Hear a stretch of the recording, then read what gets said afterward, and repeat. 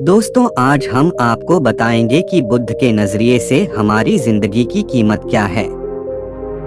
हम में से बहुत से लोग अपनी जिंदगी की वैल्यू नहीं समझते और अपने जीवन को ऐसी चीजों में बर्बाद कर देते हैं जिनसे हमारा नुकसान ही होता है। कुछ लोग अपनी जिंदगी शराब के पीछे बर्बाद कर देते हैं, तो कुछ लड़कियों के चक्कर में और कुछ अपनी सारी जिंदगी पैसा पैसा करके बर्बाद कर देते हैं।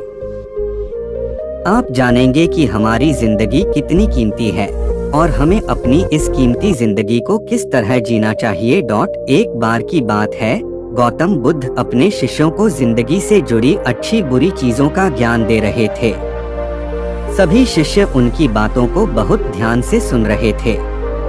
उन सभी में एक शिष्य ऐसा था जिसे प्रश्न पूछने की बहुत आदत थी। वो उठकर गौतम बुद्ध के पास गया और उनसे बोला, आप हमें जिंदगी के बारे में जो कुछ सिखा रहे हैं उस सब का क्या फायदा, क्योंकि हम में से बहुत से बच्चों को ये भी नहीं पता कि हमारे जीवन का मूल्य क्या है और ये जीवन हमारे लिए कितना कीमती है। पहले आप हमें ये बताइए कि इस जीवन का मूल्य क्या है। अपने शिष्य की बात सुनकर गौतम बुद्ध अपने कक्ष में गए और एक चमकता हुआ पत्थर का टुकड़ा लेकर आए। वो टुकड़ा उन्होंने अपने शिष्य को दिया और बोले, मैं तुम्हें इस जीवन का मूल्य तब बताऊंगा जब तुम इस पत्थर का सही मूल्य पता लगाकर आओगे। साथ ही ये ध्यान रखना कि तुम्हें ये पत्थर का टुकड़ा किसी को बेचना नहीं है। गौतम बुद्ध की बात मानकर वो शिष्य बाजार की तरफ चला गया।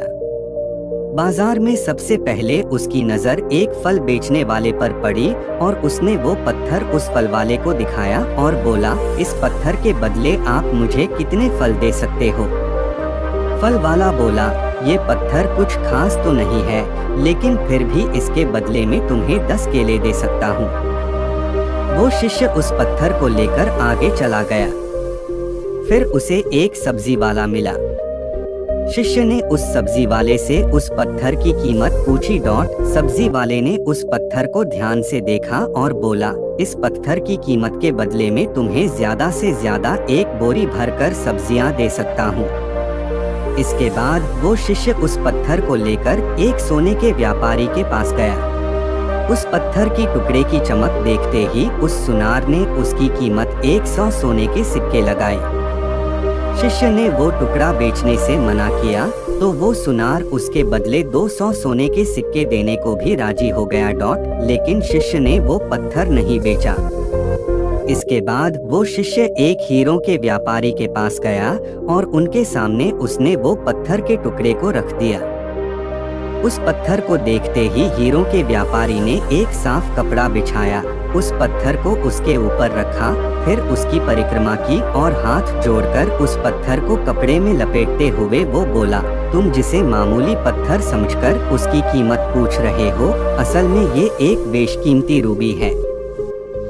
ऐसा रूबी हर किसी को नहीं मिलता। मैं अगर अपना सब कुछ बेच भी दूं तो भी इसकी कीमत नहीं चुका सकता। उस व्यापारी की बातें सुनकर वो शिष्य हैरान हो गया। वो दौड़ा दौड़ा सीधा बुद्ध के पास आया और उन्हें उसने जो कुछ भी बाजार में हुआ वो सब बताया। उसकी अचरज भरी बातें सुनकर गौतम बुद्ध बोले, तुम्हारे सवाल का जवाब इस रूबी की कीमत में ही छिपा है। हमारा जीवन भी एक रूबी है, रूबी की तरह ये भी बेशकीमती है, लेकिन हम इस बात को हमेशा नजरअंदाज करते हैं और अपने जीवन का मूल्य नहीं समझते। हम दूसरों को देखकर और उनके जैसा जीवन जीने की कोशिश में अपने जीवन की कीमत को कम कर देते हैं। हम ये सोचते हैं कि हमारी जिंदगी की कीमत वही है जो दूसरे हमें बताते हैं, लेकिन ये बात हमेशा ध्यान रखना कि सामने वाला अपनी हैसियत, बुद्धि और अपनी समझ के हिसाब से तुम्हारी कीमत लगाता है। सीख जो हमें गौतम बुद्ध की प्रेरणादायक कहानी से मिलती है, जिंदगी सिर्फ एक बार मिलती है, इसलिए इसको बर्बाद ना करें। अपनी जिंदगी को उतना ही कीमती समझें जितना कीमती आप अपने बैंक में रखे रुपयों को समझते हैं। आज के समय में लोग अपनी जिंदगी से ज्यादा कीमती प्यार, पैसों और दिखावे से भरी चीजों को समझते हैं।